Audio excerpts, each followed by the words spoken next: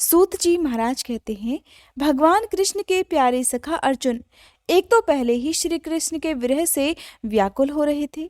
उस पर राजा युधिष्ठिर ने उनकी विषादग्रस्त मुद्रा देखकर उसके विषय में कई प्रकार की आशंकाएं व्यक्त करते हुए प्रश्नों की मानो झड़ी ही लगा दी हो। दुख और शोक से अर्जुन का मुख और हृदय कमल सूख सा गया था, चेहरा एकदम फीका पड़ गया था। वे उन्हीं भगवान कृष्ण के ध्यान में ऐसे डूबे रहे थे कि बड़े भाई के प्रश्नों का कोई भी उत्तर न दे सके। श्री कृष्ण के आंखों से ओझल हो जाने के कारण वे बड़े परेशान से और बड़े ही व्याकुल हो रहे थे। रथ हाँकने टहलने आदि के समय भगवान ने उनके साथ जो मित्रता, अभिन्न हृदयता और प्रेम से भरे हुए व्यवहार किए थे, उनकी याद उन्हें रह रह कर आ रही थी। बड़े ही कष्ट से उन्होंने अपने शोक का वेग रोका, हाथ से अपनी आंखों के आंसू पोंछे और फिर रुधे हुए गले से अपने बड़े भाई महाराज युधिष्ठिर से कहा, हे महाराज, मेरे ममेरे भाई अथवा अत्यंत घनिष्ठ मित्र का रूप धारण कर श्री कृष्ण ने तो मुझे ठग ही लिया। मेरे जिस प्रबल पराक्रम से बड़े बड़े देवतागण भी आश्चर्य में डूब जाते थे, उसे श्री कृष्ण ने मुझसे छीन ही लिया। जैसे ये शरीर प्राण से रहित होने पर मृतक कहलाता है, वैसे ही उनके क्षण भर के वियोग से ये संसार मुझे अब अप्रिय दिखने लगा है। उनके आश्रय से द्रौपदी स्वयंवर में राजा द्रुपद के घर आए हुए कामोन्मत्त राजाओं का तेज मैंने हरण कर लिया था। धनुष पर बाण चढ़ाकर मैंने मछली की आंख को बेध लिया और इस प्रकार द्रौपदी को प्राप्त किया था। और उनके साथ से मैंने समस्त देवताओं के साथ इंद्र को अपने बल से जीतकर अग्निदेव को उनकी तृप्ति के लिए खांडव वन का दान कर दिया और मय दानव की निर्माण की हुई अलौकिक कला कौशल से युक्त मायामयी सभा प्राप्त की। और आपके यज्ञ में सब ओर से आ आकर राजाओं ने अनेक प्रकार की भेंटें समर्पित की। 10,000 हाथियों की शक्ति और बल से संपन्न आपके इन छोटे भाई भीमसेन ने उन्हीं की शक्ति से राजाओं के सिर पर पैर रखने वाले अभिमानी जरासंध का वध किया था। इसके पश्चात उन्हीं भगवान ने उन बहुत से राजाओं को मुक्त किया जिनको जरासंध ने महाभैरव यज्ञ में बलि चढ़ाने के लिए बंदी बना रखा था। उन सभी राजाओं ने आपके यज्ञ में अनेकों प्रकार के उपहार दिए थे। महारानी द्रौपदी राजसूय यज्ञ के महान अभिषेक से पवित्र हुए अपने उन सुंदर केशों को, जिन्हें दुष्टों ने भरी सभा में छूने का साहस किया था, बिखेर कर और आंखों में आंसू भरकर श्री कृष्ण से प्रार्थना की थी, तब उन्होंने उसके सामने उसके घोर अपमान का बदला लेने की प्रतिज्ञा करके उन धूर्तों की स्त्रियों की ऐसी दशा कर दी थी कि वे विधवा हो गई और उन्हें अपने केश अपने हाथों से खोलने पड़े थे। वनवास के समय हमारे वैरी दुर्योधन के षड्यंत्र से 10,000 शिष्यों को साथ बिठाकर भोजन करने वाले महर्षि दुर्वासा ने हमें दुस्तर संकट में डाल दिया था। उस समय उन्होंने द्रौपदी के पात्र में बची हुई शाक की एक पत्ती का ही भोग लगाकर हमारी रक्षा की थी। उनके ऐसा करते ही नदी में स्नान करती हुई मुनि मंडली को ऐसा प्रतीत हुआ मानो उनकी तो बात ही क्या, सारी त्रिलोकी ही तृप्त हो गई हो। और उनके प्रताप से मैंने युद्ध में पार्वती जी सहित भगवान शंकर को भी आश्चर्य में डाल दिया था तथा उन्होंने मुझको अपना पाशुपत नामक अस्त्र दिया। साथ ही दूसरे लोकपालों ने भी प्रसन्न होकर अपने अपने अस्त्र मुझे दिए। और तो और उनकी कृपा से मैं इस शरीर से स्वर्ग में गया और देवराज इंद्र की सभा में उनके बराबर आधे आसन पर बैठने का सम्मान भी मैंने प्राप्त किया। श्री कृष्ण के आग्रह से जब मैं स्वर्ग में ही कुछ दिनों तक रह गया, तब देवराज इंद्र के साथ समस्त देवताओं ने मेरी इन्हीं गांडीव धारण करने वाली भुजाओं का निवात कवच आदि दैत्यों को मारने के लिए आश्रय लिया था। हे महाराज, ये सब जिनकी महती कृपा का फल था, उन्हीं पुरुषोत्तम भगवान कृष्ण ने आज मुझे ठग लिया। महाराज, कौरवों की सेना भीष्म, द्रोण आदि अजय महामत्स्यों से पूर्ण अपार समुद्र के समान दुस्तर थी, परंतु उनका आश्रय ग्रहण करके अकेले ही रथ पर सवार होकर मैं उसे पार कर गया। उन्हीं की सहायता से आपको याद होगा, मैंने शत्रुओं से राजा विराट का सारा गोधन तो वापस ले ही लिया, साथ ही उनके सिर पर से चमकते हुए मणिमय मुकुट और अंगों के अलंकार तक छीन लिए थे। हे भ्राताश्री, कौरवों की सेना भीष्म, कर्ण, द्रोण, शल्य और अन्य बड़े बड़े राजाओं, क्षत्रिय वीरों के रथों से शोभायमान थी। उनके सामने, मेरे आगे आगे चलकर, वे अपनी दृष्टि से ही उन महारथी यूथपतियों की आयु, मन, उत्साह और बल को छीन लिया करते थे। द्रोणाचार्य, भीष्म, कर्ण, भूरिश्रवा, सुशर्मा, शल्य, जयद्रथ और बहिर्क आदि वीरों ने मुझ पर अपने कभी न चूकने वाले अस्त्र चलाए थे। परंतु जैसे हिरण्यकश्यपु आदि दैत्यों के अस्त्र शस्त्र भगवत भक्त प्रहलाद का स्पर्श नहीं कर पाते थे, ठीक वैसे ही उनके शस्त्रास्त्र मुझे छू तक नहीं पाए। ये श्री कृष्ण के भुज दंडों की छत्र छाया में रहने का ही प्रभाव था। श्रेष्ठ पुरुष संसार से मुक्त होने के लिए जिनके चरण कमलों का सेवन करते हैं, अपने आप तक को दे डालने वाले उन भगवान को मुझ दुर्बुद्धि ने सारथी तक बना डाला। आह! जिस समय मेरे घोड़े थक गए थे और मैं रथ से उतरकर पृथ्वी पर खड़ा था, उस समय बड़े बड़े महारथी शत्रु भी मुझ पर प्रहार न कर सके, क्योंकि श्री कृष्ण के प्रभाव से उनकी बुद्धि मारी गई थी। हे महाराज, माधव के उन्मत्त और मधुर मुस्कान से युक्त विनोद भरे और हृदय स्पर्शी वचन और उनका मुझे पार्थ, अर्जुन, सखा, कुरुनंदन आदि कहकर पुकारना मुझे याद आने पर हृदय में उथल पुथल मचा देते हैं। सोने, बैठने, टहलने और अपने संबंध में बड़ी बड़ी बातें करने और भोजन आदि करने तक में तो हम प्रायः एक साथ ही रहा करते थे। किसी किसी दिन तो मैं उन्हें व्यंग से कह बैठता, मित्र, तुम तो बड़े सत्यवादी हो। उस समय भी वे महापुरुष अपनी महानुभावता के कारण जैसे मित्र अपने मित्र का और पिता अपने पुत्र का अपराध सह लेता है, ठीक उसी प्रकार, हाँ महाराज, ठीक उसी प्रकार मुझ दुर्बुद्धि के अपराधों को वे सह लिया करते थे। महाराज, जो मेरे सखा, प्रेम मित्र नहीं नहीं मेरे हृदय ही थे, उन्हीं पुरुषोत्तम भगवान से आज मैं रहित हो गया हूँ। भगवान की पत्नियों को द्वारका से अपने साथ ला रहा था, परंतु रास्ते में दुष्ट गोपों ने मुझ एक अबला की भांति मुझे हरा दिया और मैं उनकी रक्षा कर ही नहीं पाया। वही श्री कृष्ण तो मेरा गांडीव धनुष है, वे ही मेरे बाण हैं, वही रथ हैं, वही घोड़े हैं और वही मैं रथी अर्जुन भी हूँ, जिसके सामने बड़े बड़े लोग सिर झुकाया करते थे। श्री कृष्ण के बिना ये सब एक ही क्षण में नहीं के समान सार शून्य हो गए। ठीक उसी तरह जैसे भस्म में डाली हुई आहुति, कपट भरी सेवा और ऊसर में बोया हुआ बीज व्यर्थ जाता है। हे राजन, आपने द्वारकावासी जिन सुहृदय संबंधियों की बात पूछी है, वे ब्राह्मणों के शापवश मोहग्रस्त हो गए और वारुणी मदिरा के पान से मदोन्मत्त होकर अजनबियों की भांति आपस में ही एक दूसरे से भिड़ गए और घूंसों से मार पीट करके सब के सब नष्ट हो गए। उनमें से केवल 4-5 ही बचे हैं। वास्तव में ये सर्वशक्तिमान भगवान की ही लीला है कि संसार के प्राणी परस्पर एक दूसरे का पालन पोषण भी करते हैं और एक दूसरे को मार भी डालते हैं। हे राजन, जिस प्रकार जलचरों में बड़े जंतु छोटों को, बलवान दुर्बलों को और बड़े और बलवान भी परस्पर एक दूसरे को खा जाते हैं, उसी प्रकार अतिशय बली और बड़े यदुवंशियों के द्वारा भगवान ने दूसरे राजाओं का संहार कराया। इसके बाद यदुवंशियों के द्वारा ही एक से दूसरे यदुवंश का नाश कराकर पूर्ण रूप से पृथ्वी का भार उतार दिया।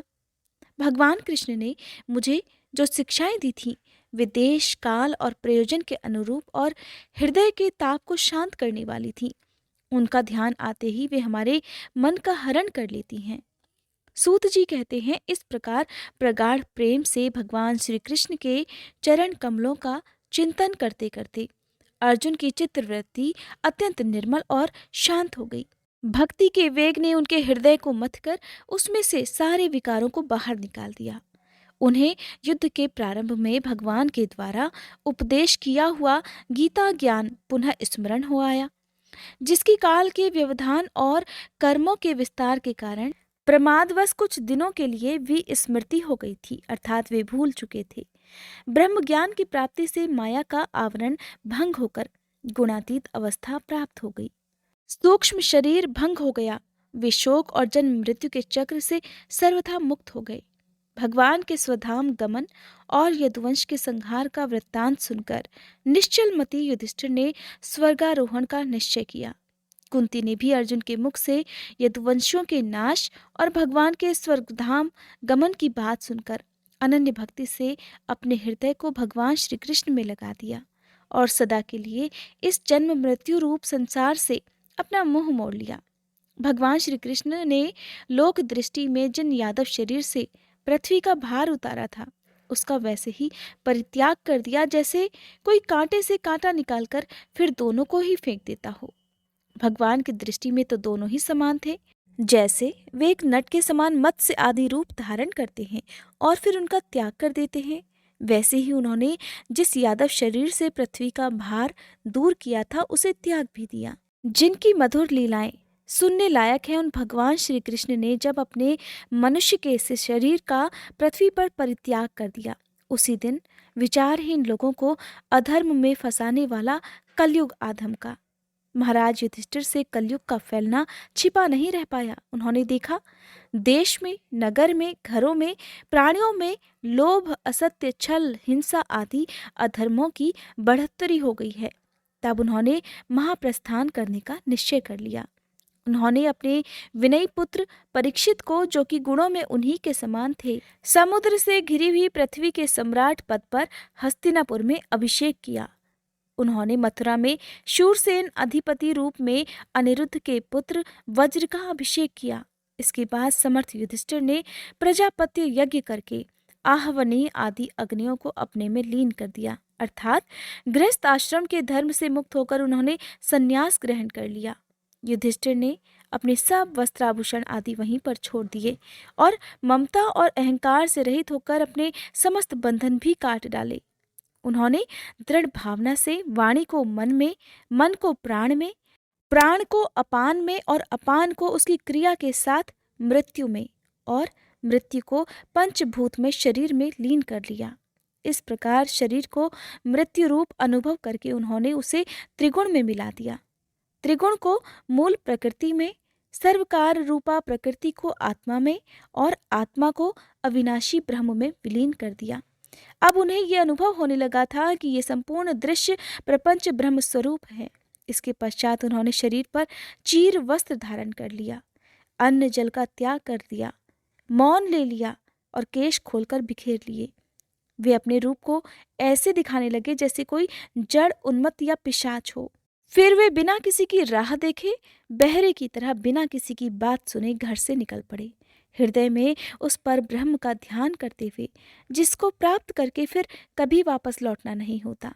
उन्होंने उत्तर दिशा की तरफ यात्रा की, जिस ओर पहले बड़े बड़े महात्मा जन भी जा चुके हैं। भीमसेन, अर्जुन आदि युधिष्ठिर के छोटे भाइयों ने भी देखा कि अब पृथ्वी में सभी लोगों को अधर्म के सहायक कलियुग ने प्रभावित कर रखा है, इसलिए वे भी श्री कृष्ण चरणों की प्राप्ति का दृढ़ निश्चय करके अपने बड़े भाई के पीछे पीछे चल पड़े।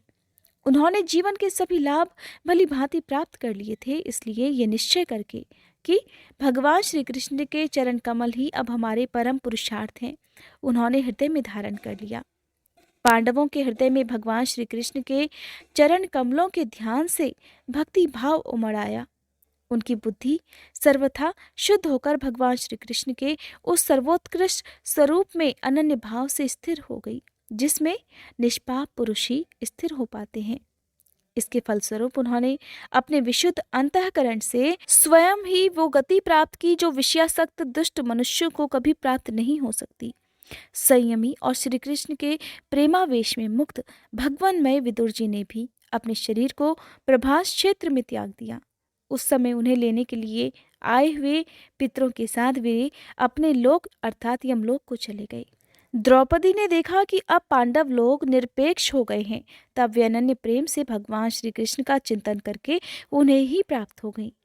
भगवान के प्यारे भक्त पांडवों के महाप्रयाण की इस परम पवित्र और मंगलमयी कथा को जो पुरुष श्रद्धा से सुनता है, वो निश्चय ही भगवान की भक्ति और मोक्ष प्राप्त करता है। आगे बढ़ने से पहले आपको सुनाते हैं महाभारत से जुड़ी एक कहानी। जुए के खेल में जब सभी पांडव हार गए, तब वे अपना राजपाट भी हार चुके थे। ऐसे में उन्हें 12 वर्ष का वनवास और 1 वर्ष का अज्ञातवास भी काटना पड़ा। जब सभी पांडव वनवास को जाने लगे तो राजा धृतराष्ट्र ने विदुर जी से पूछा कि पांडव किस प्रकार वन में जा रहे हैं, मुझे उसका वर्णन सुनाओ। तब विदुर जी ने धृतराष्ट्र को बताया कि हे महाराज, धर्मराज युधिष्ठिर अपनी आंखें बंद किए हुए हैं कि कहीं उनकी क्रोधपूर्ण आंखों के सामने पड़कर कौरव भस्म न हो जाएं। और भीम अपनी मजबूत बाहें फैलाकर दिखाते जा रहे हैं कि समय आने पर मैं अपने बाहुबल से कौरवों का नाश कर दूंगा। अर्जुन धूल उड़ाते हुए चल रहे हैं और ये इस बात का संकेत है कि वे युद्ध के समय ऐसी ही बाण वर्षा करेंगे। और वन को जाते हुए सहदेव ने अपने मुंह पर धूल मल रखी है जिससे कोई उनका चेहरा ना देख पाए। और नकुल ने तो अपने सारे शरीर पर ही धूल मल ली है। महाराज, इसका अर्थ है कि नकुल चाहते हैं कि मेरा सहज और सुंदर रूप देखकर कहीं स्त्रियां मोहित न हो जाएं। और द्रौपदी केवल एक ही वस्त्र पहने केश खोलकर रोते हुए जा रही है। उन्होंने चलते समय कहा है कि जिनके कारण मेरी ये दुर्दशा हुई है, उनकी स्त्रियां भी आज से 14वें वर्ष के बाद अपने परिवारजनों की मृत्यु से दुखी होकर ठीक इसी प्रकार हस्तिनापुर में प्रवेश करेंगी। वनवास की पहली रात पांडवों ने गंगा नदी के तट पर प्रमाण नामक बहुत बड़े बरगद के पास बिताई। जब सुबह हुई तो पांडव वन में अंदर जाने लगे। तब साथ में उनके बहुत से ब्राह्मण भी साथ हो लिए। ये देखकर धर्मराज युधिष्ठिर को ब्राह्मणों के भरण पोषण की चिंता सताने लगी। तब धौम्य ऋषि ने युधिष्ठिर से कहा कि आप सूर्य देवता की पूजा कीजिए। इस प्रकार धर्मराज युधिष्ठिर ने पूरे विधि विधान से श्रद्धा और विश्वास के साथ भगवान सूर्य की पूजा की। भगवान सूर्य ने भी उनकी तपस्या से प्रकट होकर एक तांबे का बर्तन, जो कि अक्षय पात्र था, उसे दिया और कहने लगे कि तुम्हारी रसोई में जो कुछ भी फल, मूल, शाक आदि 4 प्रकार की भोजन सामग्री तैयार होगी, वो तब तक खत्म नहीं होगी जब तक द्रौपदी परोसती रहेगी। इस प्रकार पांडव वन को चले गए और समय आने पर धर्मराज युधिष्ठिर ने अक्षय पात्र से ब्राह्मणों को भोजन भी करवाया और दुर्वासा ऋषि के श्राप से भी वो बच गए थे। जब पांडव वन में जा रहे थे तब उससे पहले भगवान श्री कृष्ण से उन्होंने कहा, हे प्रभु, अभी तो द्वापर युग का अंत काल चल रहा है। कृपया आप हमें बताइए कि आने वाले कलयुग में कलिकाल की गति क्या और कैसी होगी। तब भगवान श्री कृष्ण उनसे कहने लगे कि अभी तुम पांचों भाई वन में जाओ और वहां पर जो कुछ भी दिखे वो आकर मुझे बताओ, तब मैं उसका प्रभाव तुम्हें बताऊंगा।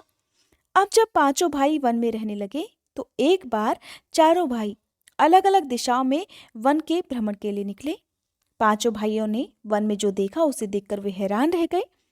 धर्मराज युधिष्ठिर जो कि भ्रमण पे थे तो उन्होंने एक जगह पर देखा कि किसी हाथी की 2 सूंड हैं। अर्जुन ने जब दूसरी दिशा में जाकर देखा तो उन्होंने देखा कि कोई पक्षी है और उस पक्षी के पंखों पर वेद की ऋचाएं लिखी हुई हैं और वो पक्षी मुर्दे का मांस खा रहा है। भीम ने जंगल में जो देखा वो भी बड़ा आश्चर्यजनक था। उन्होंने देखा कि एक गाय ने बछड़े को जन्म दिया। जन्म के बाद वो गाय बछड़े को इतना चाट रही है कि बछड़ा लहूलुहान हो गया। अब सहदेव भी भ्रमण पर थे। उन्होंने जो देखा कि 6-7 कुएं हैं और आसपास के कुएं में पानी तो है किंतु बीच का कुआं खाली है। बीच का कुआं गहरा है और फिर भी पानी नहीं है। वन में नकुल ने भी हैरान करने वाली घटना देखी। नकुल ने देखा कि एक पहाड़ के ऊपर से एक बड़ी सी शिला लुढ़कती हुई आ रही है और कितने ही विशालकाय वृक्ष और शिलाओं से टकराकर उनको नीचे गिराते हुए आगे बढ़ जाती है। विशालकाय वृक्ष और शिलाएं भी उस शिला को रोक नहीं पाई और अंत में एक अत्यंत छोटे पौधे का स्पर्श करते ही वो शिला स्थिर हो गई, एक जगह पर ही रुक गई। इस प्रकार पांचों भाइयों ने जंगल से लौटकर श्री कृष्ण को अपने अपने अनुभव सुनाए। सबसे पहले धर्मराज युधिष्ठिर ने कहा कि हे श्री कृष्ण, मैंने तो पहली बार 2 सूंड वाला हाथी देखा और ये मेरे लिए बड़ा आश्चर्यजनक था। तब श्री कृष्ण कहने लगे कि हे धर्मराज, अब तुम कलिकाल की सुनो। कलयुग में ऐसे लोगों का राज होगा जो दोनों ओर से शोषण करेंगे, बोलेंगे कुछ और करेंगे कुछ और। उनके मन में कुछ और होगा और कर्म में कुछ और होगा। ऐसे ही लोगों का राज्य होगा कलयुग में। इससे पहले तुम राज्य कर लो। धर्मराज युधिष्ठिर के बाद अर्जुन ने कहा कि हे मधुसूदन, मैंने तो जो कुछ भी देखा वो इससे कहीं ज्यादा आश्चर्यजनक था। मैंने देखा कि एक पक्षी के पंखों पर वेद की ऋचाएं लिखी हुई है और वो पक्षी मुर्दे का मांस खा रहा है। इसका क्या अर्थ हो सकता है? तब भगवान कृष्ण कहते हैं, इस प्रकार कलयुग में ऐसे लोग रहेंगे जो बड़े ज्ञानी और ध्यानी कहलाएंगे। वे ज्ञान की चर्चा तो करेंगे, लेकिन उनके आचरण राक्षसी प्रवृत्ति के होंगे। बड़े पंडित और विद्वान कहलाएंगे, किंतु वे यही देखते रहेंगे कि कौन सा मनुष्य मरे और हमारे नाम अपनी संपत्ति कर जाए। अब अर्जुन के बाद भीम ने भी अपना अनुभव सुनाया। भीम ने कहा कि मैंने देखा कि एक गाय अपने बछड़े को इतना चाटती है कि उसका बछड़ा लहूलुहान हो जाता है, उसके शरीर से रक्त टपकने लगता है। तब श्री कृष्ण कहते हैं कि कलयुग का मनुष्य शिशुपाल हो जाएगा। कलयुग में बालकों के लिए ममता के कारण इतना करेगा कि उन्हें अपने विकास का अवसर ही नहीं मिलेगा और मोह माया में ही घर बर्बाद हो जाएगा। किसी का बेटा घर छोड़कर साधु बनेगा तो हजारों व्यक्ति दर्शन करेंगे, किंतु यदि अपना बेटा साधु बनता होगा तो रोएंगे कि मेरे बेटे का क्या होगा। इतनी ममता होगी कि उसे मोह माया और परिवार में ही बांध कर रखेंगे और उसका जीवन वहीं समाप्त हो जाएगा। अंत में बेचारा नाथ होकर मर भी जाएगा। भीम के बाद सहदेव ने भी पूछा, हे मधुसूदन, मैंने जो देखा उसका क्या अर्थ हो सकता है? मैंने तो ये देखा था कि 5 से 7 कुएं तो भरे हुए थे, लेकिन उनके बीच का कुआं, जो कि सबसे ज्यादा गहरा भी था, वो एकदम पानी से खाली था। ऐसा कैसे संभव हो सकता है? तब श्री कृष्ण कहने लगे कि कलयुग में धनाढ्य लोग लड़के लड़की के विवाह में, मकान के उत्सव में, छोटे बड़े उत्सवों में तो लाखों रुपए खर्च कर देंगे, परंतु पड़ोस में ही यदि कोई भूखा प्यासा होगा तो ये नहीं देखेंगे कि उसका पेट भरा है या नहीं। उनका अपना ही सगा भूख से मर जाएगा और वे देखते रहेंगे। दूसरी ओर मौज मस्ती, मदिरा, मांस भक्षण, सुंदरता और व्यसन में पैसे तो उड़ा देंगे, लेकिन उनके मन में इतनी दया नहीं होगी कि किसी रोते हुए के आंसू पोंछ लें। यानी कि कहने का तात्पर्य ये होगा कि कलयुग में अन्न के भंडार तो होंगे, लेकिन लोग भूख से ही मरेंगे। इसका साफ साफ अर्थ यह है कि लोगों के मन में दया ही नहीं होगी। लोग अपने सामने लोगों को भूखा मरता देखेंगे, लेकिन अपना धन उन पर खर्च नहीं करेंगे। सहदेव के बाद नकुल ने भी भगवान श्री कृष्ण से कहा कि मैंने भी एक आश्चर्य देखा। हे प्रभु, मैंने तो ये देखा कि एक बड़ी सी चट्टान पहाड़ पर से लुढ़की और अपने साथ न जाने कितने बड़े बड़े मजबूत पेड़ों को उखाड़ती चली गई। साथ ही अपने साथ छोटी छोटी और बड़ी बड़ी चट्टानों को भी उखाड़ती चली गई। उसे कोई रोक नहीं पाया, लेकिन एक छोटे से नन्हे से पौधे से टकराते ही वो चट्टान रुक गई और अपनी ही जगह पर स्थिर हो गई। इसका क्या अर्थ हो सकता है? तब श्री कृष्ण कहने लगे, कलयुग में मानव का मन नीचे गिरेगा और उसका जीवन पतित होता चला जाएगा। ये पतित जीवन धन की शिलाओं से नहीं रुकेगा, न ही सत्ता के वृक्षों से रुकेगा, किंतु भगवान के नाम से, एक छोटे से पौधे से, हरि कीर्तन के एक छोटे से पौधे से, भगवान का नाम लेने से, केवल भगवान में अपना ध्यान लगाने से ही मनुष्य का पतन होना रुक सकता है। इस प्रकार भगवान श्री कृष्ण ने 5 पांडवों को उनके द्वारा देखी गई आश्चर्यजनक घटनाओं का वर्णन सुना दिया, जो कि कलयुग से ही संबंधित था। सूत जी कहते हैं, हे शौनक जी, पांडवों के महाप्रयाण के पश्चात भगवान के परम भक्त राजा परीक्षित श्रेष्ठ ब्राह्मणों की शिक्षा के अनुसार पृथ्वी का शासन करने लगे। उनके जन्म के समय ज्योतिषियों ने उनके संबंध में जो कुछ भी कहा था, वास्तव में वे सभी महान गुण उनमें विद्यमान भी थे। उन्होंने उत्तर की पुत्री इरावती से विवाह किया। इससे उन्होंने जन्मेजय आदि 4 पुत्र उत्पन्न किए और कृपाचार्य को आचार्य बनाकर उन्होंने गंगा नदी के तट पर 3 अश्वमेध यज्ञ किए, जिनमें ब्राह्मणों को पुष्कल दक्षिणा दी गई। उन यज्ञों में देवताओं ने प्रत्यक्ष रूप में प्रकट होकर अपना अपना भाग ग्रहण किया था। एक बार दिग्विजय करते समय उन्होंने देखा कि शूद्र के रूप में कलयुग राजा का वेश धारण करके एक गाय और बैल के जोड़ों को ठोकरों से मार रहा है। तब उन्होंने उसे बलपूर्वक पकड़कर उसे दंड दिया। शौनक जी ने पूछा, हे महाभाग्यवान सूत जी महाराज, दिग्विजय के समय महाराज परीक्षित ने कलयुग को दंड देकर ही क्यों छोड़ दिया? उसे मार क्यों नहीं डाला? क्योंकि राजा का वेश धारण करने पर भी था तो वो अधम शूद्र ही, जिसने गाय को लात से मारा था। यदि ये प्रसंग भगवान श्री कृष्ण की लीला से अथवा उनके चरण कमलों के मकरंद रस का पान करने वाले रसिक महानुभावों से यदि संबंध रखता हो तो अवश्य कहिए। दूसरी व्यर्थ की बातों से भला क्या लाभ? उनमें तो आयु व्यर्थ नष्ट होती है। प्यारे सूत जी, जो लोग चाहते तो हैं मोक्ष, परंतु अल्पायु होने के कारण मृत्यु से ग्रस्त हो रहे हैं, उनके कल्याण के लिए भगवान यम का आह्वान करके उन्हें यहाँ शांति कर्म में नियुक्त कर दिया गया है। जब तक यमराज यहाँ इस कर्म में नियुक्त हैं, तब तक किसी की मृत्यु नहीं होगी। मृत्यु से ग्रस्त मनुष्य लोक के जीव भी भगवान की सुधातुल्य लीला कथा का पान कर सकें, इसीलिए महर्षियों ने भगवान यम को वहां बुलाया था। एक तो अल्पायु और दूसरे कम समझ। ऐसी अवस्था में संसार के मंदभाग्य विषयी पुरुषों की आयु व्यर्थ ही तो बीती जा रही है, नींद में रात और व्यर्थ के कामों में दिन। तब सूत जी ने कहा, हे शौनक आदि ऋषियों, जिस समय राजा परीक्षित अपने देश में सम्राट के रूप में निवास कर रहे थे, राज्य कर रहे थे, उस समय उन्होंने सुना कि मेरी सेना द्वारा सुरक्षित साम्राज्य में कलयुग का प्रवेश हो गया है।